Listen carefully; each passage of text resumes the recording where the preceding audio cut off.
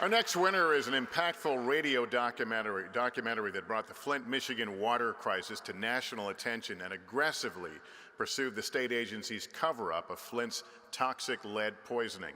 Michigan radio led ongoing coverage of the complicated story, including an hour-long documentary, Not Safe to Drink, that finally drew national attention to Flint. It also forced state officials to acknowledge that switching Flint's drinking water source from the Detroit water system to the Flint River was made at the highest levels of state government. In this clip from Michigan Radio's Not Safe to Drink, we'll hear one family's wake-up call about the amount of lead in their drinking water.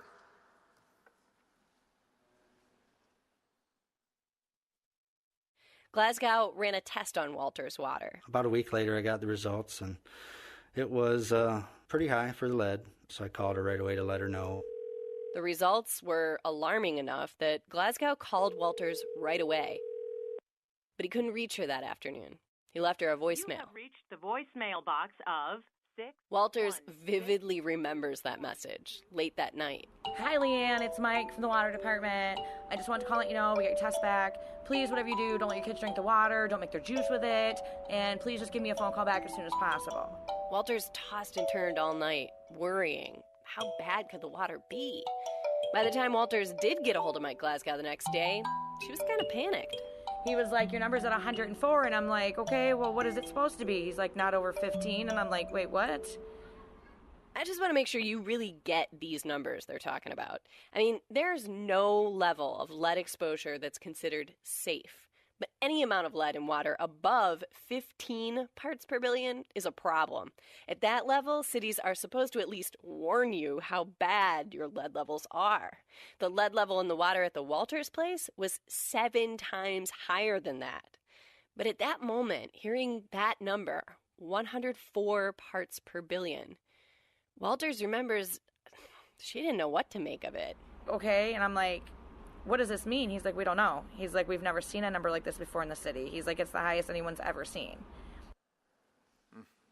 Accepting the first silver baton for Michigan Radio, please welcome reporter Lindsay Smith.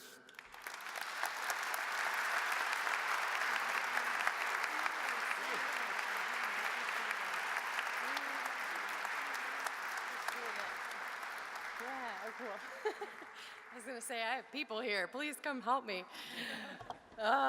Radio people are not good at this kind of thing. Ira did a much better job than I will.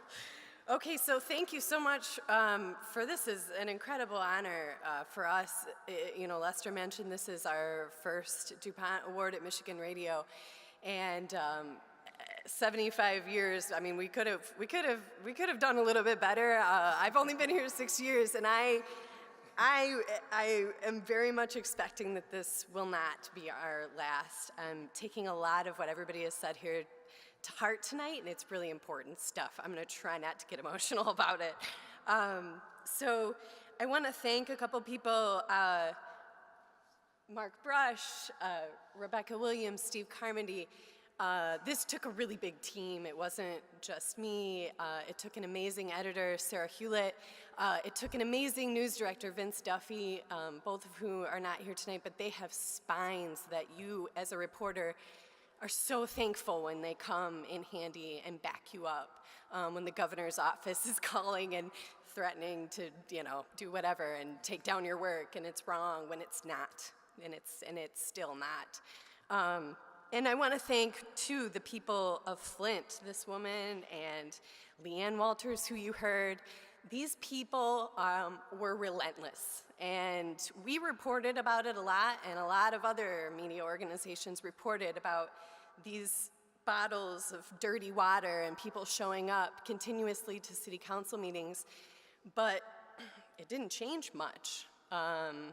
Failure on our part or not, it was the residents, it was the people that really drove the media and drove the scientists to the point where no one could ignore it anymore. And so I really feel like this goes to them.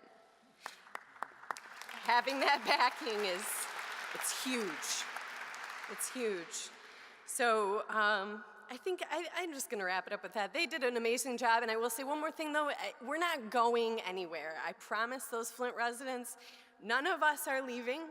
We're not going anywhere, and I invite all of the national people we love that, people have come and reported about this. It's not gone away. It's not going to go away. This is going to continue to be a problem. And I think also with the changes in the administration, we have to stay on the EPA that this doesn't continue to happen in other cities, because Flint isn't the first time that we've seen lead levels. DC was another example. So we have to learn the lesson to really follow up and make sure that this stuff doesn't happen again in other cities. So here's to Flint.